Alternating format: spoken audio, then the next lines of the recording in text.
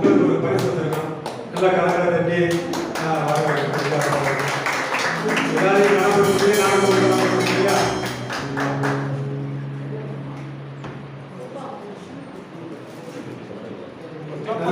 நல்லா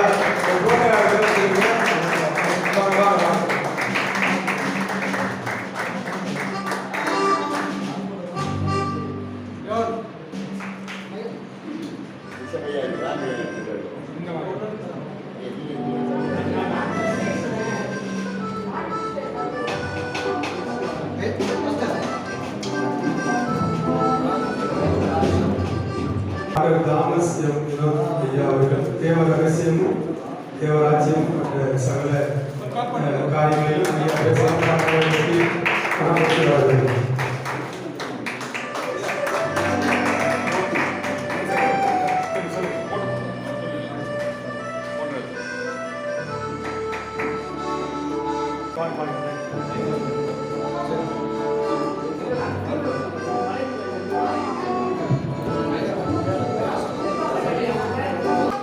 சார்பாக நல்ல பிஷப் மணிதாசன் மற்றும் எல்லாரையும் கலந்த தந்தை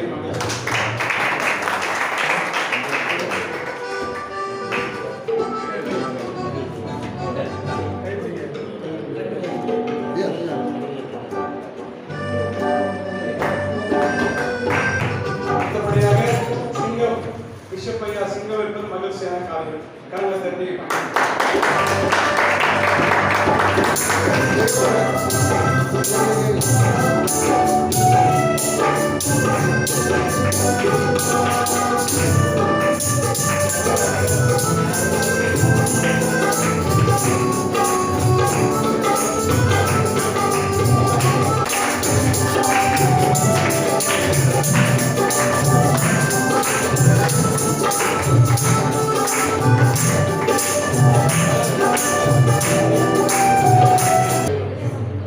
அடுத்ததாக ரெவரண்ட் டாக்டர் டி கலைவாணி அவர்களை அன்போடு வரவேற்கிறார்.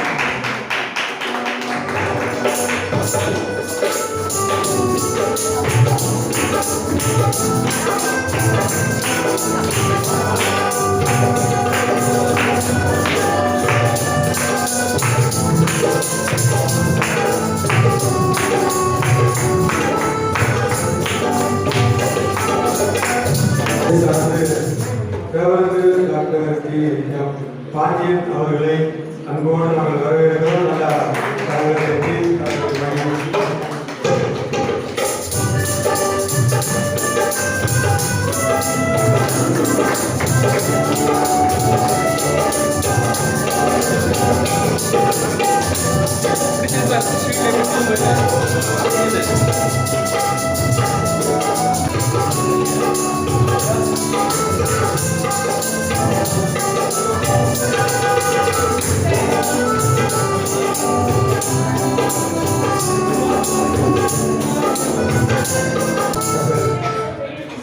கிஷோர் டாக்டர் எபினேசன்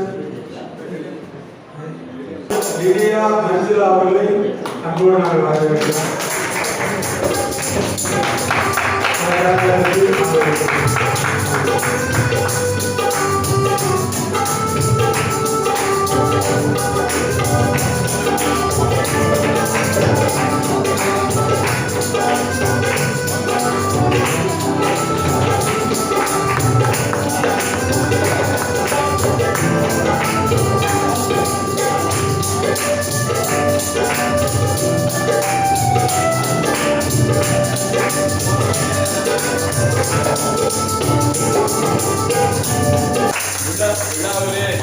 விழா திரு நாயகனாக நாங்கள் வச்சிருக்கிறோம்.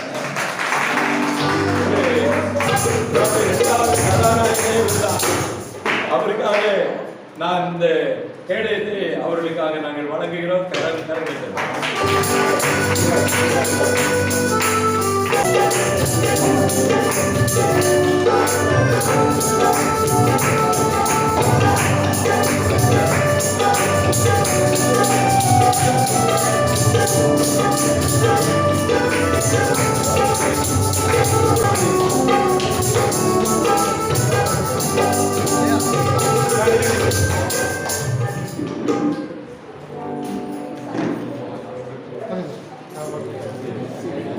இளம் நாயகன் புயலை போல உருவெடுத்து பெரிய மலைகளெல்லாம் செய்து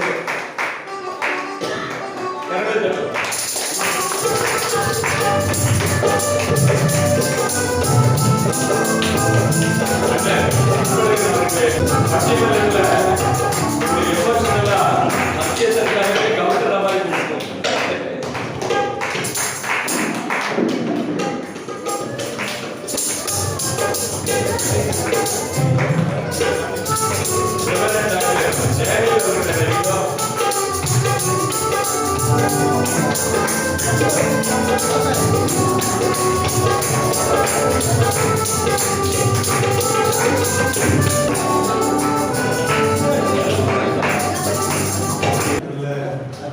வார்த்தைகளை பேசி அவரை ஆசிரியப்படி கடைசி நேரத்தில் நிற்கிறோம்.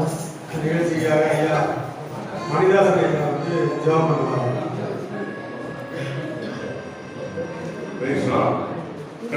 கர்த்தர் தாமே வருகின்ற செய்தியை ஆசீர்வதிக்கும்படி ஆவியானவர் தாமே இறங்கி வரும்படி பரிசுத்த ஆவியின் அபிஷேகம் இங்கு இறங்கி வரும்படி துதிகள் மத்தியில் வாசம் செய்கிற தேவன் தாமே இங்கு இறங்கி வரும்படி அனைவரும் இப்போ நாம் தேவனை துதிக்கிற நேரமாய் இருக்கிறபடினாலே கவனங்கள் சிதறாமல் தேவனை துதிப்போமாக. கிருபையும் கரிசனையும் அன்புடன் இருந்தவரை நாங்கள் துதிக்கிறோம். சர்வ வல்லவரை நாங்கள் துதிக்கிறோம். எல்லாவற்றிற்கும் மேலான அப்பா எங்கள் பிதா, அப்பா பிதாவை எங்கள் கூப்பிடுகிற புத்திர சுகத்தை ஆய்வு கொடுத்தவரை நாங்கள் துதிக்கிறோம். கிருபையின் தேவனை நாங்கள் துதிக்கிறோம். கரிசனின் தேவனை நாங்கள் துதிக்கிறோம். எங்களுக்காக மரித்து மூன்றாம் நாள் உயிர்த்தெழுந்த தேவனை நாங்கள் துதிக்கிறோம். கிருபையினாலும் கரிசனையினாலும் அன்பினாலும் தேவனே இந்நாளிலும் எல்லா காரியங்களும் தேவனை முன்னின்று நடந்த கிருபைகளுக்காக எல்லோருக்காக ஞானத்தை தந்த கிருபைகளுக்காக உண்மை நாங்கள் துதிக்கிறோம். தேவா தேவனே உண்மை நாங்கள் துதிக்கிறதுக்காக கடைசி நேர செய்தியும் நீர் ஆசிரியப்படி நாங்கள் துதிக்கிறோம். அப்ப அந்த சீர்கு கொடுப்பதற்கு உதவியாக இருந்த பிள்ளைகளை ஆசிரியப்படி நாங்கள் துதிக்கிறோம். செய்தி கொடுத்த ஒவ்வொருவரையும் ஆசிரியப்படி நாம் உங்கள் கரங்களை ஒப்புக்கொண்டு துதிக்கிறோம். தேவா தேவனே எல்லாவற்றுக்கும் மேலான நீர் அப்பா மகிமை பண்ணீர்கள் நாங்கள் விசுவாசிக்கிறோம். உம் நாமத்தை நாங்கள் மகிமைப்படுத்துகிறோம். உண்மை நாங்கள் கிருபையாக நாங்கள் துதிக்கிறதுக்காக அப்பா பிதாவே நீர் இல்லாமல் ஒன்றும் நடைபெறாது என்பதை நாங்கள் அறிந்திருக்கிறோம். உங்களுடைய கிருபை இல்லாமல் ஒன்றும் நடைபெறாது என்பதை நாங்கள் அறிந்திருக்கிறோம். நீரே சகலத்தையும் ஜெயமாய் மாற்றினேன். எல்லாவற்றிலும் உங்களுடைய சித்தம் உங்களுடைய காரியங்கள் இருந்ததுக்காக நாங்கள் துதிக்கிறோம். அப்பா எங்களை தலைமைத்துவமாக வழிநடத்தின சுந்தரி பாரதியாவை நாங்கள் துதிக்கிறோம். அப்பா அவருடைய நாமத்தை பயன்படுத்த கிருபைகளுக்காக உண்மை நாங்கள் துதிக்கிறோம். ஒவ்வொரு பயன்படுத்த கிருபைக்காக உண்மை நாங்கள் துதிக்கிறதாவே மனிதர்களை மறைத்து நீர் வெளிப்படுத்த கிருபைகளுக்காக உண்மை நாங்கள் துதிக்கிறோம். உன் நாமத்தை நாங்கள் உயர்த்துகிறோம். நீரே சகலத்தை நடத்துகிறேன் என்று நாங்கள் விசுவாசிக்கிறோம். இந்த நாள் இந்த செய்தியை ஆசீர்வதிக்கும்படி உங்கள் கரைகளை நாங்கள் ஒப்புக்கொடுத்து ஜெபிக்கிறோம். தேவனை கடைசி நேரத்தில் தேவனுக்கு ஆசீர்வாதமான செய்தி அன்பு பிள்ளை அப்பா உங்களுடைய பிள்ளைகள் தாவே அவர் மூலமாக எங்களுக்கு வார்த்தையான தேவனாய் நீ வெளிப்பட கிருபைகளுக்காக தேவனே உண்மை நாங்கள் துதிக்கிறோம். உன் நாமத்தை நாங்கள் பயன்படுத்துகிறோம். அப்பா இந்த ஜெப வேளையிலே உங்களுடைய பிரசனம் பெறவேண்டும், உங்களுடைய மகிமை இறங்கட்டும். அவர் பேசுகிற போது அவரை மறைத்து வார்த்தையாக நீர் வெளிப்படுவீராக, வார்த்தையாக நீர் மேன்மைப்படுவீராக, வார்த்தையாக நீர் சகலத்தையும் அப்பா பொறுப்பெடுப்பீராக. ஜெபிக்கிறோம் இயேசுவின் நாமத்தினால் பிதாவே. எல்லாம் கலந்துட்டு ஐயா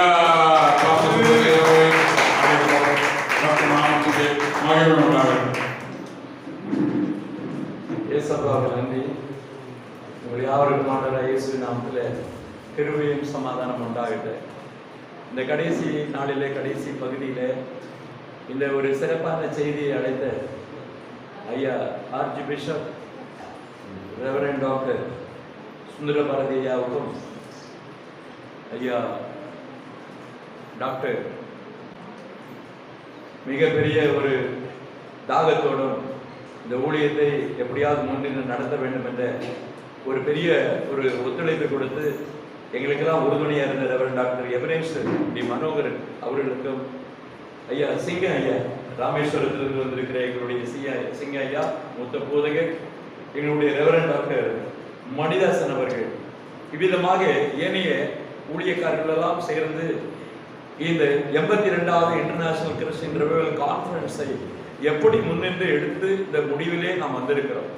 இந்த பட்டமளிப்பு விழாவும் கர்த்தர் நடத்தி தந்திருக்கிறார். இதை கடைசி உரையை ஆற்றுவதற்கு நான் ஆண்டுடைய சமூகத்தில் நான் கேட்டபோது இந்த பெரிய ஒரு சிறப்பான காரியத்தை இன்னைக்கு உலகம் முழுவதும் பார்க்கும்படியாக இந்த சிறப்பான செய்தியை இந்த நாட்களிலே நாம் ஆரம்பித்து இது துவக்கத்தை ஆண்டவர் ஆரம்பித்து வைத்தார். முடிவை சம்பூர்ணமாக நிறைய பண்ணியிருக்கிறார். அநேகர்கள் வராவிட்டாலும் கூட கர்த்தர் யாரை இந்த நாட்களில் கொண்டு நிறைவேற்ற வேண்டும், யார் அந்த ஆசீர்வாதத்துக்குரியவர்கள் என்பதை பார்க்கப்படும் போது இந்த நாட்களிலே பட்டத்தை பெற்றவர்கள் என்று நாம் பார்க்கிறோம். கரங்களை தட்டுவோம். யோவான் 14வது அத்தியாயத்திலே ஒரு வார்த்தை இருக்கிறது, 18வது வசனம். நான் உங்களை திக்கற்றவர்களாக விடேன், உங்களிடத்திலே நான் வருவேன். ஊழியத்துல வருகிற யாவரையும் ஆண்டவர் ஏதோ ஒரு சர்டிபிகேட் கொடுத்து உங்களை அனுப்பல, உங்களை திக்கற்றவர்களாக விடேன் என்று சொல்லியிருக்கிறார். அல்லேலூயா. உங்களை நிரப்புவார், உங்களை ஆசீர்வதித்திருக்கிறார். இந்த அபிஷேகம் வீண் போகாது. உங்களுக்கு முன்னாக ஆண்டவர் இருக்கிறார். அவருடைய சமூகம் உங்களுக்கு முன்பதாக இருக்கும். ஏதோ ஒரு பெரிய திறத்தை ஆண்டவர் விடுகிறார். தேவனுடைய ராஜ்யம் பேச்சிலே அல்ல, ஆவியாருடைய பலத்திலே இருக்கிறது. இதுதான் உண்மை. இந்த நாட்களை கர்த்தர் அபிஷேகிக்கிறார் என்றால் தேவனுடைய பலனை கொண்டு உங்களை நடத்த போகிறார். அல்லேலூயா. இந்த காலகட்டங்கள் இருண்ட காலமாக காணப்பட்டாலும் கூட, எப்படிப்பட்ட காலமாக இருந்தாலும் கூட ஆண்டவர் உங்களை விளக்காக வெளிச்சமாக வைத்திருக்கிறார் என்பதை நீங்கள் உணர வேண்டும். ஆண்டவர் சொல்லுங்க, அவங்க நற்காரியங்களை கண்டு பிதாவானவர் மகிமைப்படுவார். உங்களுடைய ஊழியங்கள் பிதாவுடைய மகிமைக்கு ஏற்றதாக இருக்க வேண்டும் என்று சொல்லி நாங்கள் உங்களை கேட்டுக்கொள்கிறோம். யூனிவர்சிட்டியின் மூலமாக நீங்கள் சர்டிபிகேட் பெற்றாலும் கூட ஏதோ ஒரு சர்டிபிகேட் கொடுத்து விட்டார்கள் என்று நீங்கள் ஏனோ இதோட எங்களுடைய கதை முடிந்து விட்டது என்று நினைக்காதீர்கள். இதுதான் உங்களுக்கு தொடக்கமே. ஆவியானவர் என்ன செய்யறாரு அப்படின்னு பாருங்க. ஒரு காரியம், எருசலேம்ல பவுல் என்ன பண்றாரு, ஊழியத்துக்கு போறதுக்கு முன்பதாக அங்க போறாரு. எதுக்கு போறாருன்னா, எதுக்காக போறாரு அப்படின்னா அவங்கள்ட்ட ஒரு நிறுவனத்தை, ஒரு கடிதத்தை வாங்குறதுக்கு. எதுக்கு? ஊழியம் செய்வதற்கு எனக்கு ஒரு அத்தாட்சி வேணும் அப்படின்னு சொல்லிட்டு 2 சாட்சிகளை கூட போறான். ஏன் அப்படின்னு கேட்டீங்கன்னா, கடந்த காலத்துல கிறிஸ்துவர்களை அழித்து கொண்டு இந்த மகா பெரிய கொடியவனை எப்படி ஊழியத்திலே கொண்டு வருவது என்று சொல்லப்படும் போது அங்கே கவுன்சில் இருக்கிறது. அங்க என்ன அப்படின்னா, அதாவது சுவிசேஷத்தினுடைய சங்கம் அங்கே இருந்தது, அப்போஸ்தலருடைய அமைப்பு அங்கே இருந்தது. அங்கே போய் கடிதம் வாங்குவதற்கு யாரு போனா? பவுல் அப்போஸ்தலர் போனாரு. அப்ப என்ன, ஊழியத்துக்கு செல்வதற்கு என்ன தேவை? ஒரு அத்தாட்சி வேண்டும். வேதத்தின்படியாகத்தான் இன்னைக்கு அத்தாட்சி கொடுக்கப்பட்டிருக்கிறது. இந்த அத்தாட்சி சும்மா ஒண்ணும் கொடுக்கல. இந்த காரியத்துல நீங்க வெளியில நீங்க போனாலும் கூட நீங்கள் தைரியமாக நான் ஊழியக்காரன் என்று சொல்வதற்கு ஒரு அத்தாட்சி இந்த நிறுவனம் உங்களுக்கு தந்திருக்கிறது என்பதை நீங்கள் மறக்க வேண்டாம். ஒரு காரியத்தை நாம் இந்த நாட்களில் பார்க்க போகிறோம். மிகப்பெரிய என்னுடைய தலைப்பு, இந்த நிறைவுக்காக கொடுக்கப்பட்டுள்ள தலைப்பு தேவ ரகசியமும் தேவ ராஜ்யம் என்று சொல்லப்படுகிறது. தேவ ரகசியம் என்று என்ன சொல்லப்பட்டா, தேவ ரகசியம் உங்களுக்கு தெரியாம ஒண்ணுமே கிடையாது. வேதத்துல இந்த நாட்களில் பார்க்கப்படும் போது உலகத்துல புத்தர் இருந்தாரு, அப்புறமா கன்ஃபியூசியஸ் இருந்தாரு, அப்புறம் நம்ம முகமது நபி இருந்தாரு, குரானை கொண்டு வந்தாரு. இன்னும் புராணங்கள் நிறைய வேதங்களிலே எல்லாம் இருக்குது. ஆனா எல்லாமே பாத்தீங்கன்னா அதுக்கு என்ன இருக்கு அப்படின்னு கேட்டா அதுல ஒண்ணுமே கிடையாது. தீர்க்க தரிசனம் இருக்கக்கூடிய ஒரே புஸ்தகம் உலகத்துல தேவனுடைய விவிலியம், ஆண்டுடைய வார்த்தை அங்கே கொடுக்கப்பட்டிருக்கிறது. அதிலே அந்த விவிலியத்தினுடைய புஸ்தகத்திலே தேவன் கொடுத்த அந்த விவிலியத்தை இன்னைக்கு சத்திய வேதம் என்று சொல்லுகிறோம். ஆண்டவருடைய திருவசனத்துக்கு இன்னைக்கு உலகத்திலே ஹோலி பைபிள் என்று சொல்லப்பட்டிருக்கிறது. ஏன் குரானுக்கு ஹோலி என்று சொல்ல வேண்டும் என்று நாங்கள் கேட்டபோது அவர்கள் சொன்னார்கள், நாங்கள் ஈசா நபியை இணைத்து வைத்திருக்கிறோம், மரியம் பேபியை வைத்திருக்கிறோம், ஆபிரகாம் இப்ராஹிமை வைத்திருக்கிறோம், அந்த எல்லா சுலைமான் சல்மான் அதாவது தாவீதை வைத்திருக்கிறோம், இந்த எலியாவை வைத்திருக்கிறோம் என்று சொல்லி எங்களுக்கு அது வேண்டும் என்று சொன்னார்கள். அப்படிதான் இந்த குரானுக்கு ஹோலி குரான் என்று இருந்தது. ஆனா உலகத்துல ஹோலி என்கிற ஒரு அடைமொழி வார்த்தை விவிலியத்திற்கு மாத்திரமே உண்டு. காரணம் என்ன என்று பார்க்கப்படுகிறது, அது பரிசுத்த தேவனிடத்திலிருந்து பரிசுத்த ஆவியினாலே நிறையப்பட்ட தேவ புருஷர்கள், தேவ மனுஷர்கள் எழுதப்பட்ட வார்த்தை. அது அவருடைய சுய சித்தத்தினால் வந்ததல்ல, அது தேவனிடத்திலிருந்து புறப்பட்ட வார்த்தை. அல்லேலூயா. அந்த வார்த்தையை இந்த நாட்களிலே நீங்கள் எடுத்துக்கொண்டு போகும்போது நீங்கள் எதை கொண்டு போகிறீர்கள் என்றால் பரலோகத்துடைய செய்தியை கொண்டு போகிறீர்கள், பரலோகத்துடைய தீர்க்க தரிசனத்தை கொண்டு போகிறீர்கள், பரலோகத்துடைய வரலாறை கொண்டு போகிறீர்கள். இந்த பூமியினுடைய தொடக்கம், இந்த பூமியினுடைய நடக்கிற காரியங்கள், முடிவு காரியங்களை அறிவிக்கிற இந்த வேத உலகத்தில் இருக்கிறது. இது மிகப்பெரிய செய்தி. இதற்காக நமக்கு தேவையான ஞானத்தை, அறிவை, புத்தியை, பலத்தை, சக்தியை ஆவியானவர் கொடுத்து உங்களை அபிஷேகித்து உங்களை முன்னே நடத்தி உங்களை காண்பிக்கிற தேவனாய் இருக்கிறார். ஆவினாலே நீங்கள் ஆரம்பம் பண்ண போகிறீர்கள். ஆவினாலே முடிக்கப்படும் போது பெரிய சேனையினுடைய தளபதியாக திரள் கூட்டங்களை கொண்டு வர போகிறீர்கள். காரணம் என்னன்னா, சேனைகளினுடைய கர்த்தர் வரும்போது நீங்கள் ஒரு பெரிய சேனையாக வந்து நிற்க போறீங்க. அல்லேலூயா. நீங்கள் சேனைகளுடைய கூட்டத்திலே நீங்கள் இருக்கிறீர்கள் என்பதை மறக்க வேண்டாம். ஆண்டவர் சொல்லுகிறார் ஒரு காரியத்தை, ஆண்டவர் சொல்லுகிற ஒரு காரியத்தை நாம் பார்க்கப்படும் போது நிறைவேற்றப்பட்ட அந்த தீர்க்க தரிசனம் ஆயிரக்கணக்கான ஆண்டுகளுக்கு முன்பு எழுதப்பட்ட தீர்க்க தரிசனத்தை நாம் கண்கூடாக பார்த்தோம். ஒரு நகரங்கள் ஆகட்டும், ஒரு ராஜ்யங்கள், ஒரு நாடுகள் ஆகட்டும், பேரரசுகள் ஆகட்டும், அரசியலுடைய தன்மைகளை காட்டும், எல்லாவற்றையும் இந்த வேதத்திலே நாம் பார்க்க முடியும். உலகத்தினுடைய தோற்றம் மாத்திரமல்ல, உலகத்தினுடைய முடிவு இதில் இருக்கிறது. உலகத்தில் எந்த நூலிலையும் கிடையாது. அதுதான் இது உலகத்தில் என்ன பண்ணுங்க, பெரிய தேவ ரகசியமே இதுதான். ஐயா, ஆண்டவருடைய ரகசியம் உங்களுக்கு வெளிப்படுத்தப்பட்டிருக்குது, மறைபொருள் இல்ல. அதிலே பார்க்கப்படும் போது என்ன அப்படின்னு கேட்டீங்கன்னா, இந்த உலகத்திலே எல்லா மனிதர்களையும் மீட்டெடுக்கும்படியாக வந்த ஆண்டவராய் இயேசு கிறிஸ்து பூமியிலே மனிதனாக பிறப்பார் என்கிற ஒரு பெரிய தீர்க்க தரிசனத்தை அடிக்கடி ஒவ்வொரு நூற்றாண்டுகளிலும் ஆயிரக்கணக்கான ஆண்டுகளுக்கு முன்பதாக சொல்லி வைத்த அந்த வார்த்தைகள் இதிலே இருக்கிறது. ஒரு காரியம் நல்லா தெரிந்து கொள்ளுங்கள், மறக்க வேண்டாம். எருசலேமிலே தேவாலயம் உடைக்கப்பட்டு எல்லா மக்களும் எங்க போனார்கள் என்று பார்க்கப்பட்டது பாபிலோனிலே சிறைச்சாலையிலே கிடந்தார்கள். சிறை வைக்கப்பட்டுள்ள அவர்களுக்கு ஆண்டவருடைய தீர்க்க தரிசனம் எத்தனையோ வருஷத்துக்கு முன்பதாக ஏசாயாவுடைய தீர்க்க தரிசனம் 44:28 பார்க்கப்பட்டது. அங்கே சொல்லப்பட்டிருக்கிற ஒரு வார்த்தை, ஒரு மனிதன் ராஜாவாக இருந்து பாபிலோன் சிறைச்சாலையில் உங்களை விடுவிப்பார் என்று சொல்லப்பட்டு அது 142 வருடங்களுக்கு முன்பதாக சொல்லப்பட்ட அந்த தீர்க்க தரிசனத்தை அவர்கள் அந்த ஆண்டுகளிலே பார்க்கப்படும் போது கோரேஸ் ராஜாவுக்குள்ளே தேவ ஆவியானவர் உள்ளே இருந்து இந்த ஜனங்களை விடுவிக்க வேண்டும், எருசலேம் ஆலயம் கட்டப்பட வேண்டும் என்று தீர்க்க தரிசனத்தை ஆண்டவர் அவனுக்கு நேரடியாக காண்பித்து கொடுத்து அந்த தேசத்திலிருந்து புறப்பட பண்ணி இருக்கிறார். அல்லேலூயா. தீர்க்க தரிசனம் ஏதோ இந்த காரியத்திலே எல்லாம் நிறைவேறி கொண்டிருக்கிற தீர்க்க தரிசனங்களை நாம் பார்க்கிறோம். கடந்த காலத்துடைய தீர்க்க தரிசனங்களை பார்க்கிறோம். எல்லாம் திருஷ்டாந்தரமாக நமக்கு கொடுக்கப்பட்டு அருளப்பட்டு நம் கண்களை திறந்து நம் மனதை தொட்ட வார்த்தைகளாக இருக்கிறது. எல்லாவற்றையும் நாம் பார்க்கப்படும் இந்த உலகத்திலே எல்லாவருக்கும் சேலஞ்ச் பண்ண முடியும். இந்த வார்த்தை உண்மையுள்ள வார்த்தை, சத்தியமுள்ள வார்த்தை உலகத்தில் வேறு எதுவுமே கிடையாது. இது ஆண்டவருடைய வார்த்தை. இந்த வார்த்தை உண்மையை பேசிக் கொண்டிருக்கிறது, உறக்க சொல்லிக் கொண்டிருக்கிற இந்த வார்த்தையை நீங்கள் இந்த உலகத்தில் வீதிகளிலே சொல்ல வேண்டும் என்று ஆண்டவர் சொல்லுகிறார். திறந்த வாசலை உங்களுக்கு வைத்திருக்கிறார். அடைக்கப்பட்டுள்ள வாசலுக்காக உபவாசம் பண்ணி ஜெபம் பண்ணி எழுதின ஒரு ஊழியம் புறப்படுகிறது. ஆண்டவராய் இயேசு கிறிஸ்து உபவாசத்தின் மூலமாகத்தான் திறந்த வாசலை உருவாக்கி உலகத்தில் பெரிய ஊழியத்தை செய்ய முடிந்தது.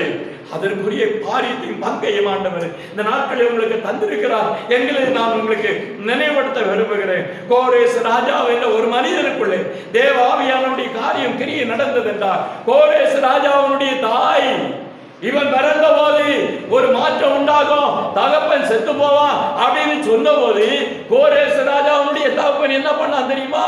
இவனை கொண்டு போட என்ன சொல்லி ஒருத்தன் கொடுத்தான். அவன் என்ன பண்ணானா, இவன் வளர்த்து அது மட்டும் இல்ல, அவன் ஒரு தாத்தாட்ட கொண்டு போய் இவனை விட்டான். கடைசியில இவன் ராஜ குடும்பத்தில் உள்ளவே என்று சொல்லி கொண்டு வரும்போது கடைசியில கோரேஸ் ராஜா அவன் முன்பதாக ராஜ கொலத்தான், உன் உள்ள அவன் சாகலமா, அவன் உயிரோட இருக்கிறான், அவன் ஓ மகன் என்று சொல்லி இந்த ராணிக்கு கொண்டு வந்தபடுவது அவ பயந்தான். அந்த மனிதன் வளர்க்கப்பட்ட ஒரு அந்த ஊழிய அந்த படையிலே இருக்கக்கூடிய ஒருத்தன் வளர்த்தான் பாருங்க. அவன் யார் தெரியுமா? ஒரு யூத மார்க்கத்தில் இருந்து புறப்பட்டு வந்தவன். அவன் என்ன பண்ணான் தெரியுங்களா?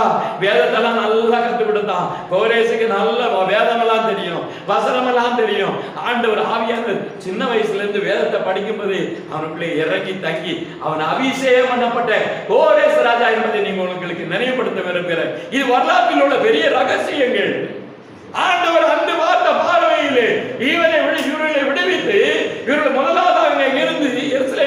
கட்டப்படுவதற்காக சேனை சேனையாக அனுப்பினார்.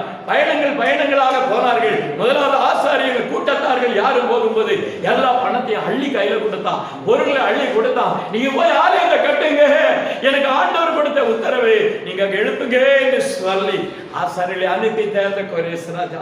எப்பேற்பட்ட மகா உண்மைகள் இந்த வேதத்தில் இருக்கிறது. எரேமியா சொல்லுகிறதை நாம் பார்க்கிறோம். நீங்க இஸ்ராயலையும் பார்க்கலாம், 1:1-3 வரைக்கும் எரேமியா தீர்க்கதரிசி வாயிலே வந்த வார்த்தைகளை நாம் பார்க்கிறோம். கோரேசு, அதாவது கோரேஸ் என்கிற ராஜா பேரரசுடைய தலைவனாக அவனுக்குள்ளே என் ஆவியை வைத்து நான் ஏவுவேன் என்று சொல்லப்பட்டிருக்கிற வார்த்தை அங்கே காணப்படுகிறது என்பதை பார்க்கிறோம். இதுதான் நிறைவேற்றும். தானியேலுடைய தீர்க்க தரிசனத்தில் எங்கள் பார்க்கலாம். ஏசாயா 53 பார்க்கலாம். இயேசு கிறிஸ்துவார் அந்த பூமியிலே எப்படியாக வருவார், எப்படியாக இந்த பூமியிலே அவர் பாவத்தை சுமந்து அவர் நமக்காக பஸ்காவுடைய ஆட்டுக்குட்டியாக அடிக்கப்பட்டு இந்த பூமியிலே நிறைவேற்றத்தை செய்ய போகிறார். ஆண்டவர் கடைசியாக பலியாக போகிறார் என்ற காரியத்தை ஏசாயாவுடைய புத்தகம் 53 தெளிவாக சொல்லுகிறது. எப்படி சொல்லுகிறது? தேவ வார்த்தை, ஆண்டவருடைய தீர்க்க தரிசனம், ஆண்டவர் கொடுக்கப்பட்ட வார்த்தை என் காரியமாக யார் போவார் என்று சொல்லப்படுவது இவன் தான் அங்க நிற்கிறார். அல்லேலூயா. இன்றைக்கு நீங்கள் ஜெபிக்கும் போது என் காரியமாக யார் போவார்கள் என்று ஆண்டவர் கேட்கிறார். நீங்கள் ஜெபத்தில் இருக்கும்போது ஆண்டவர் உங்களுடன் பேசுவார், ஆண்டவர் உங்களோட இடைப்படுவார். உங்களுடைய காரியமாக நான் போகிறேன் ஆண்டவரே என்று சொல்லி யார் தயாரா இருக்கிறாங்களோ அவங்களை ஆண்டவர் அழைப்பார். ஒரு உண்மையை சொல்லுகிறேன், என்னுடைய சாட்சியை நான் பெரும்பாலும் எல்லாத்தையும் நான் மறைக்கிறேன், நான் சொல்றதே கிடையாது. எனக்கு ஆண்டவர் கொடுத்தாரு. 37 வருஷத்துக்கு முன்னாடி கூப்பிட்டு பேசினாரு, ஊழியத்தை இந்த ஊழியத்தை செய்யினாரு. ஐயா இது பெரிய ஊழியம், வேதத்துல பார்க்கறது மகத்துவமான ஊழியம், அது பெரிய சாம்ராஜ்யத்துடைய சக்கரவர்த்தி அவருடைய ஆதரவுல செய்ய வேண்டிய ஊழியம். எனக்கு பணமும் இல்லை, பொருள் இல்லை, எங்கேயா ஆண்டவரே போவேன் அப்படின்னு சொல்லிட்டு இந்த ஊழியத்தை ஓட ஆரம்பிச்சேன். 2 வருஷம் கழிச்சு ஆண்டவர் என்னைய அதுக்கப்புறமா என்ன பண்ணார் அப்படின்னா, நீ எங்கேயும் போக முடியாது, கையில தப்பவே முடியாது, நீ ஊழியத்தை செய் என்று கொண்டு வந்த அப்படின்னாலே நான் தேவனால் அழைக்கப்பட்ட ஒரு ஊழியக்காரனாக இந்த நாட்களிலே கடந்து இதுவரைக்கும் ஆச்சு. யார்கிட்ட போய் கை நீட்டி நிக்கல. 37 வருஷம் ஊழியம், இந்தியா ஃபுல்லா எல்லா மாநிலத்திலும் ஊழியம், எல்லா பாஷைகளிலும் ஊழியம், அபிஷேகம். அந்த ஆவியானுடைய அபிஷேகத்தினாலே ஒவ்வொரு என்னை முதல்ல பாம்பேல கொண்டு விட்டுட்டாங்க. ஹிந்தி தெரியாது, மராட்டி தெரியாது, மைக்க கையில கொடுத்துட்டாங்க, நடு ரோட்ல நிப்பாட்டி பேச வச்சுட்டாங்க. அன்னைக்கு ஹிந்தியும் மராட்டியும் அந்நிய பாஷைகளை பேசி அன்னைக்கு ஊழியம் பண்ண முடியாது. கர்த்தர் எனக்கு உணர்த்தினார், ஆவிக்குரிய தேவன் வழிநடத்தினார். ஒரு தேசத்தை மாற்ற முடியும், ஒரு ஜனத்தை மாற்ற முடியும், ஒரு பெரிய ஊழியத்தை எடுப்பதில் செய்ய முடியும். இந்த காரியத்தை, இந்த ஆற்றலை உங்களுக்கு கற்று தருவார், எனக்கு மட்டும் இல்லை. ஏன் அப்படின்னு கேட்டா அவருடைய பட்சபாதகமே கிடையாது. எல்லாரும் என் பிள்ளை, இந்த பிள்ளை வேணாம் அந்த பிள்ளை வேணாம் அப்படின்னு சொல்ல மாட்டாரு. எல்லா பிள்ளைகளையும் அழைக்கிறார், கரை நீட்டி அழைக்கிறார், அன்பு காட்டி அழைக்கிறார், வாங்க வாங்க என்று அழைக்கிறார். தேவ ஆவியினாலே வெளிப்படுத்த தேவ வார்த்தை இந்த நாட்களில் கொடுக்கப்படுகிற இந்த காரியங்கள் ஆபிரகாமுக்கு வெளிப்பட்டார். 300 வருஷம் அந்த தேசத்துக்கு போவாங்க, அடிமையா இருப்பாங்க. எப்படி ஐயா சொன்னாரு, அது நிறைவேறிச்சா இல்லைங்களா ஐயா? எப்படிப்பட்ட ஒரு காரியம். அங்கிருந்து புறப்பட்டு வரும்போது அவன் சொல்லுகிறான், யார் சொல்றா? யோசேப்பு சொல்றான், என் எலும்பை வைக்காத கொண்டு போ, ஆண்டவர் நிச்சயமா அவங்களை கொண்டு போ. உரைக்கப்பட்ட வார்த்தை, ஆண்டுடைய வார்த்தை நிறைவேறும். வானமும் பூமி ஒளிந்து போனாலும் அப்படி வார்த்தை ஒருபோது ஒழியாது. ஆண்டவருடைய திருச்சித்தம். இந்த வார்த்தையை நீங்க நம்பி போங்க, இந்த வார்த்தையை விசுவாசித்து போங்க, கர்த்தர் உங்களோட இருப்பார். இதைத்தான் நாங்க சொல்கிறார், எனக்கு கொடுக்கப்பட்ட வார்த்தை நான் உங்களுக்கு அருளினேன், உங்க வாயில தந்தேன் அப்படின்னு சொல்லுகிறாரு. ஆனா உங்களுக்கு தெரியாது, நிறைக்கப்பட்ட நீங்கள் போகும்போது அந்த இடத்துல கர்த்தர் உங்களோட இடைபடுவார். என் தேவனுடைய பிரியமானவர்களே, தேவனுடைய குமாரன் என்று குறிப்பிட்ட இந்த ஜனங்கள், இயேசு கிறிஸ்துவை கர்த்தர் என்று சொல்லுகிற இந்த ஜனங்கள் இந்த உலகத்துல எல்லா இடத்துலயும் ஓடி முடியாது. ஏன்னா ஆண்டவருடைய வருகை சமீபமா இருக்கு. நீங்க நினைக்கிறீங்க ரொம்ப நாள் இருக்கு, இன்னும் நம்ம பிள்ளைகள்லாம் வந்து ஊழியம் பண்ணுவோம், நம்ம வேலையில இருக்கோம், ரிட்டையர்மெண்ட் பண்ணி அப்புறம் ஊழியம் நடக்கவே நடக்காது. யாக்கோபினுடைய இக்கட்டு காலம் ஓடிக்கிட்டு இருக்குது. நல்லா தெரிந்து உங்களுக்கு, யாக்கோபுடைய இக்கட்டு காலம் 7 வருஷ காலம் ஓடிக்கிட்டு இருக்கு. இஸ்ரவேலுடைய தத்தளிப்பின் காலம் ஓடிக்கொண்டு இருக்கிறது. இந்த ஓட்டுறத காலத்துக்கு அப்புறமாக தேவனுடைய பயங்கரங்கள் எழும்பும் தேசத்திலே. இது உங்களுக்கு தெரியாது. இந்த 1,44,000 பேரை முத்திரை போடக்கூடிய காலங்கள் 1 வருஷமா ஓடிக்கிட்டு இருக்கு. இன்னும் தொடர்ந்து ஓடிக்கொண்டே இருக்கும். அதுல நீங்க அந்த ரட்சிப்பினுடைய திரள் கூட்டத்துக்குள்ள நீங்க வர வேண்டும், அநேகரை கொண்டு வர வேண்டும். இதுதான் உங்களுக்கு கொடுத்த அழைப்பு, இதுதான் உங்களுக்கு கொடுத்த ஒரு பெரிய ஊழியம். இந்த தேவனுடைய இந்த தீர்க்கதரிசனத்துடைய நிறைவேறுவதற்காக உங்களை கர்த்தர் அழைக்கிறார். ஒரு காரியத்தை நீங்கள் நன்றாக தெரிந்து கொள்ள வேண்டும். போதனையினுடைய கருவியாக கர்த்தர் உங்களை வைத்திருக்கிறார். போதனையுடைய கருவியாக நீங்கள் மாறப்படும் போது முதல்ல கீழ்ப்படிதல் அவசியம். இரண்டாவது ஒரு காரியம் என்னன்னா, தேவனுக்கு பலி செலுத்த ஆராதனை நான் பண்ணிட்டேன், நான் பெரிய ஆராதனை, அதெல்லாம் நினைக்கவே நினைக்காதீங்க. ஆராதனை கர்த்தர் அவர் பார்த்தாலும் கூட ஆண்டவர் நான் முதல்ல நீ கீழ்ப்படியணும்னு சொல்றாரு. என் வார்த்தைக்கு கீழ்ப்படிதல் இல்லாம நீ ஆராதனை பண்ணனா எங்க வந்தாலும் ஜெயிக்கவே முடியாது. இன்னைக்கு நிறைய பெரிய பெரிய ஆராதனை பண்ணுவாங்க, துதி ஆராதனை பண்ணுவாங்க, ஆனா ஊழியத்தை பாத்தீங்கன்னா செய்ய முடியாது. ஏன் அப்படின்னு கேட்டீங்கன்னா கீழ்ப்படிதல் வேண்டும். அவரை அறிகிற அறிவை வெறுத்து கொண்டு ஊழியத்தை செய்ய போனா ஊழியமே நிக்காது, நடக்காது. எத்தனை பேருக்கு இந்த காரியம் புரியுதோ புரியலையோ, ஆண்டவர் நீதி நியாயங்களை நதி போல புரண்டு வர பண்ணுகிற தேவனாக இருக்கிறார். சபையில தேவன் என்ன செய்கிறார்? நீதி நியாயங்கள் அது நதியை போல புறப்பட்டு வந்து சபையில எல்லாரும் அதுக்குள்ள நிரம்பி வழியணும், அதுக்குள்ளதான் மூழ்கணும், அதுக்குள்ளதான் எழும்பணும். அப்படி வரும்போதுதான் நீங்கள் நிறைக்கப்பட்ட ஒரு ஊழியத்தை செய்ய முடியும்.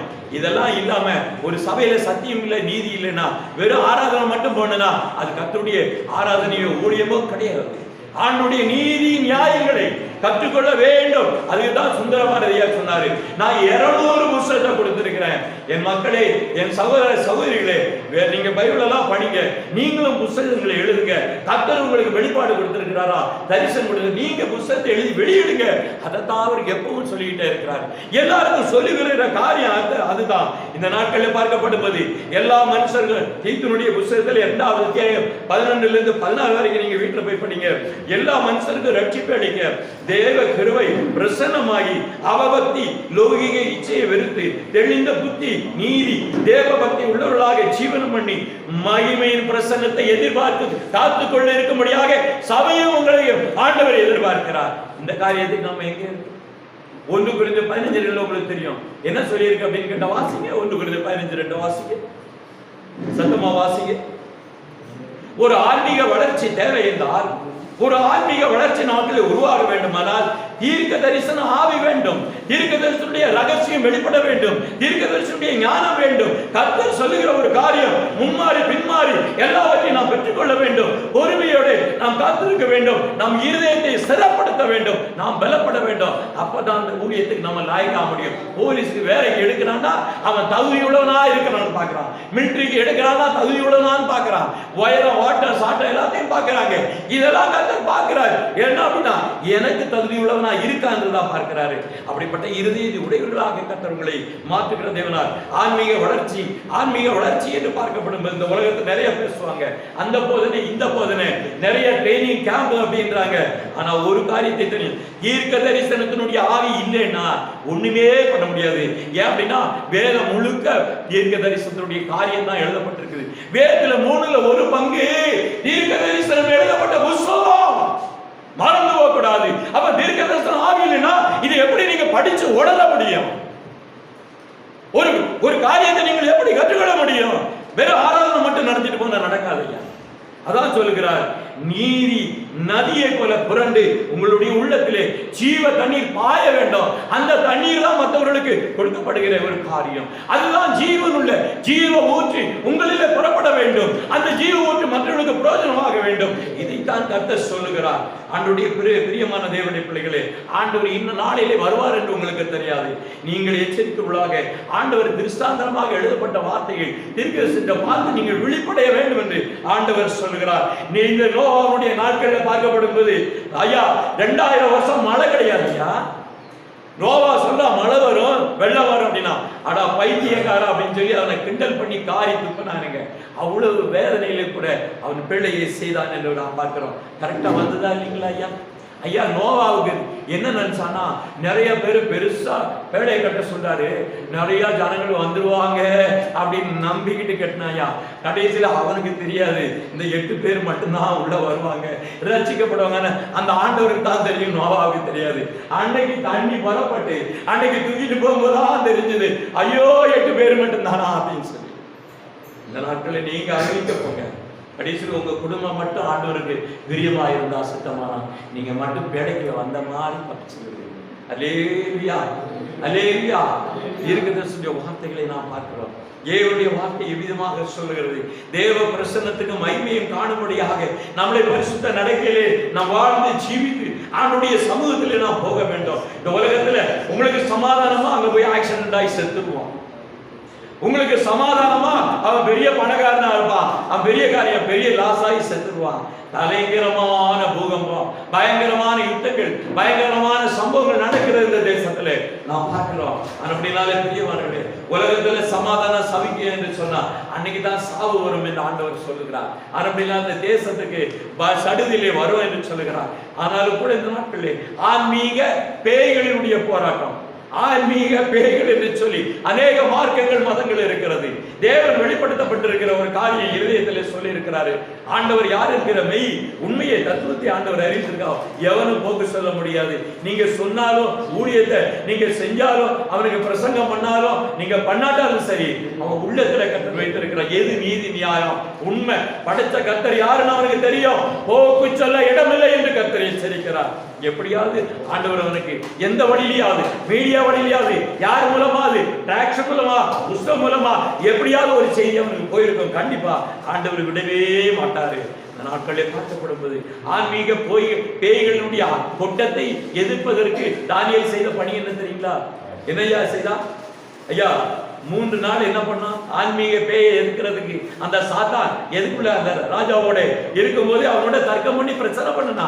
3 நாள் அவன் என்ன செய்தான்? அவன் துக்கித்து கொண்டு ஆண்டுடைய சமூகத்துல என்ன செய்தா? அப்பம் சாப்பிடல, இறைச்சி சாப்பிடல, திராட்சை ரசம் சாப்பிடல, வாய்க்குல போகல, மேல பரிமள தைலம் பூசல.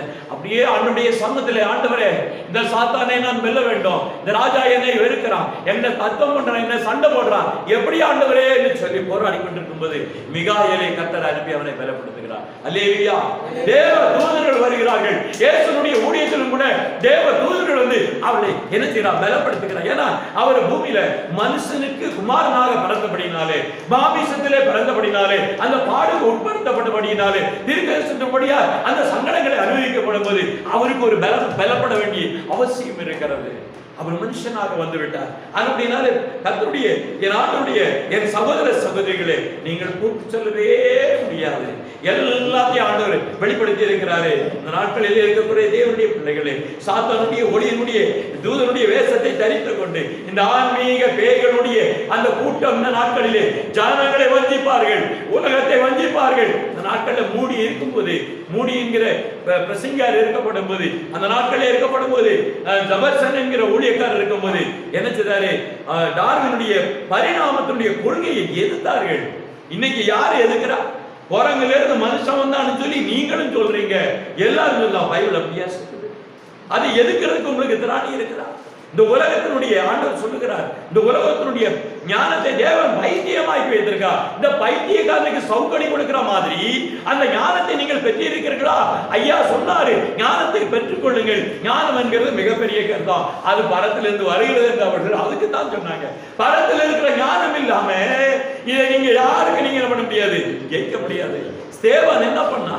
கிரேக்க ஞானிகள் எல்லாருக்கும் முன்னாடி நிற்கும் போது கர்த்தர் கொடுத்த ஞானத்தினால அவங்க எல்லாரும் உண்டு இல்லைன்னு பண்ணா, எல்லாம் பயந்து ஓடுனாங்க. பெரிய ஞானம், பெரிய ஞானியா இருக்கிறான்னு சொல்லிட்டு உலகத்திற்கு அவர்கள் ஞானி. ஆனா ஆண்டவர் இவனை ஞானமாக மடித்திருக்கிறார். ஞானமாக வைத்திருக்கிற காரணம் என்ன என்று பார்க்கப்படும் போது உலகத்திலுள்ள ஞானிகளை வெட்கப்படுத்தும்படியாக உங்களை கர்த்தர் மாற்றப் போகிறார். இப்படியாக ஆண்டவர் உங்களை இந்த நாட்களிலே அப்படியாக கர்த்தர் வைத்திருக்கிறதை நாம் பார்க்க போகிறோம். கர்த்தருடைய நாமத்துக்கு ஸ்தோத்திரம். அடுத்த ஒரு காரியத்தை நாம் பார்க்கப்படும் போது இந்த நாட்களிலே இருக்கக்கூடிய தேவனுடைய பிள்ளைகளே, இந்த உலகத்தில் ஆன்மீக இந்த வழிபாட்டை விரும்பக்கூடிய அநேக ஜனங்கள் எப்படி என்று பார்க்கப்படும் போது பேய்களுடைய பிரதிநிதிகளாக இந்த நாட்களில் இருக்கிறார்கள். அவர்கள் அநேக மனிதர்களை தெய்வமாக்க தொடங்குகிறார்கள். ஊரு பிராணிகளை தெய்வமாக்கிக் கொண்டிருக்கிறார்கள். மரக்கட்டைகளையும் இரும்புகளையும் உலோகங்களையும் எல்லாவற்றையும் வெள்ளி பொண்ணு எல்லாவற்றையும் வைத்து அதை வைத்துக் கொண்டு அது ஆன்மீகத்தை பெரிதாக்க நினைக்கிறார்கள். ஆனா முடிவு எப்படி இருக்குன்னா, மகிழ்ச்சி இருக்கிற மாதிரி இருக்கும். கடைசியில பார்த்தா சோகமாகி சொர்க்கத்துக்கு போகாம நரகத்துக்கு போக போறாங்க. ஆனா அப்படினாலே கர்த்தர் சொல்லுகிறார், இந்த உலகத்திற்கு நீங்கள் சொல்லுங்கள் என்று கர்த்தர் சொல்லுகிறார். 7 சபைக்கு கொடுத்த ஆண்டவருடைய தீர்க்க தரிசனமும் அதுதான். உங்களிலே குறைகள் இருக்கிறது, சபைகளிலே குறைகள் இருக்கிறது, அநேகர் பிரிந்து போனார்கள், தேவ ஆவி இல்லாமல் அநேகர் பிரிந்து இருக்கிறார்கள், துன்மார்க்கமான வாழ்க்கையை தேடுகிறார்கள், உலகத்துடைய இச்சையை தேடுகிறார்கள். அப்படிப்பட்ட ஆணும் பெண்ணும் இருந்தா அந்த ஜனம், அந்த குடும்பம் தேவனுக்கு பிரியமாக இருக்க முடியாது. 1 கொரிந்தியர் 15:2 நீங்க வாசிங்க, அப்பவே சொல்லியிருக்கேன். நான் உங்களுக்கு பிரசங்கித்த பிரகாரமாய் நீங்கள் அதை கை கொண்டிருந்தால் அதனாலே நீங்கள் ரட்சிக்கப்படுவீர்கள். அப்போ மற்றபடி உங்கள் விசுவாசம் விருதா. பைபிள்ல அப்பா சொல்லிட்டார், தேவனுடைய வார்த்தை சொல்லிருச்சு, இதன்படி செய்தா மட்டும்தான், மற்றபடி உங்க விசுவாசம் விருதா. ஜனங்களுக்கு சொல்லுங்கள், ஆண்டவர் சொல்லுகிறார். ஒரு காரியத்தை நல்லா தெரிஞ்சு கொள்ளுங்க. உபாகம புஸ்தகம், நான் 2 வசனத்தை சொல்லி முடிக்க விரும்புகிறேன். உபாகம புஸ்தகம் 17ஆம் அத்தியாயத்துல 14, 19, 20 வீட்டுல போய் பாருங்க. முதல்ல உலகத்துக்கு சட்ட திட்டத்தை, நிர்வாகத்தை, கவர்மெண்ட்டுக்கு எழுதி கொடுத்தது யார் தெரியுங்களா? சாமுவேல். நல்லா தெரிந்து கொள்ளுங்க. இங்க டாக்டர் அம்பேத்கர் இந்தியாவில் சட்டத்தை எழுதி கொடுத்தாரு சொல்றாங்க, உலகத்துக்கே சட்டத்தை எழுதி கொடுத்தாரு சாமுவேல். ஆர்டினேஷன் பண்ணது சாமுவேல். ராஜாவை ஏற்படுத்தி அவர் என்ன பண்ணாரு, அவனை பிரதிஷ்டை பண்ணி இதுதான்ப்பா சட்ட திட்டம், இதை வச்சு நீ நிர்வாகம் பண்ணு சொன்னவர் அவரு. ராஜாவை அபிஷேகம் பண்ணி விடல, இந்த நாட்களிலே உங்களை அபிஷேகம் பண்ணி உங்களை விடல. கர்த்தர் சொல்கிறார், இந்த மேலான சத்தியத்தை வைத்து நீங்கள் செய்ய வேண்டிய ஊழியம், நீங்கள் பரிபாலிக்க வேண்டிய நீதி நியாயங்கள் இதிலிருந்து கற்றுக் கொடுக்கிறார். இது நன்றாக நீங்கள் கேட்டு உணர்ந்து, இந்த உலகத்தில் இருக்கக்கூடிய இந்த ஜனங்களை, இந்த உலகமானது நிலமாக இருக்கிறது, நல்ல விதை ராஜ்யத்தினுடைய புத்திரர்களாக இருக்கிற நீங்கள், ஆனா கடைகள் ஒல்லாங்கனுடைய ஆட்கள். அப்படினாலே ஐயா, பூமியில ஒரு சின்ன வார்த்தையை சொல்லி முடிக்கிறேன்.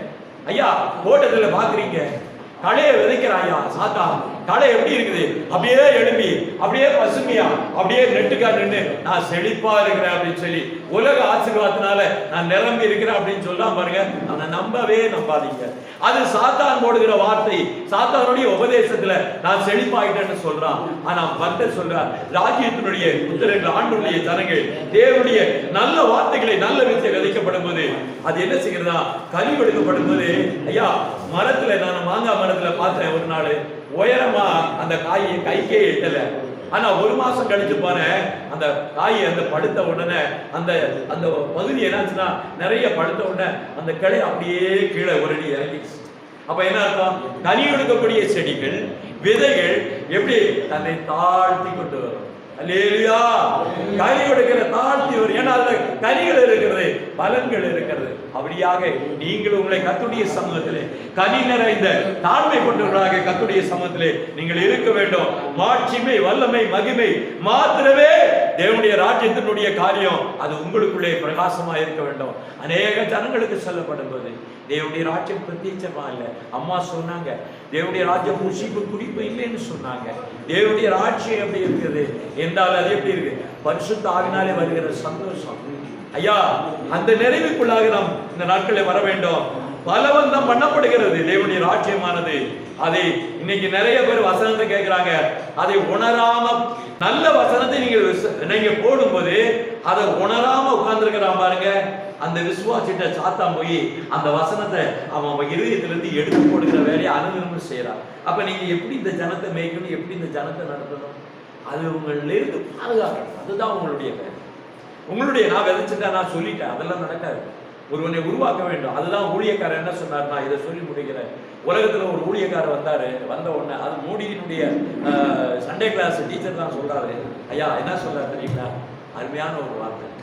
ஒரு இடத்துக்கு போறாரு, அவன் மிகப்பெரிய பாவி, இவன் திருந்தவே மாட்டான் அப்படின்னு சொல்லிட்டு நான் பார்க்கிறேன்.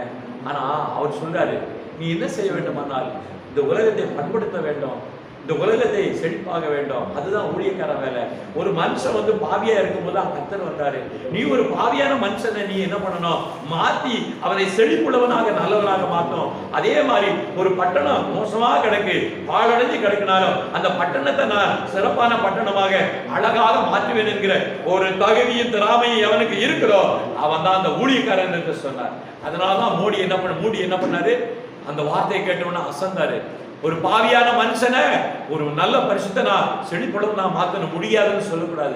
பாழடைஞ்ச ஊர், பாழடைஞ்ச நகரம் அப்படின்னு சொல்லிட்டு நீங்க விட்டுட்டு போகக்கூடாது. ஒரு கெட்ட மனுஷன் என்று ஒருவரை விட்டுட்டு போகக்கூடாது. அவனை சிறப்புள்ளவனாக கொண்டு வந்து நிறுத்த வேண்டும். அதான் ஊழியக்காரன், அதான் எவாஞ்சலிஸ்ட், அதான் சுவிசேஷம், அதான் மேய்ப்பர், அதுதான் தீர்க்கதரிசி, அதுதான் அப்போஸ்தலனுடைய ஊழியம். இதை நீங்க தெரிந்து கொள்ளுங்க.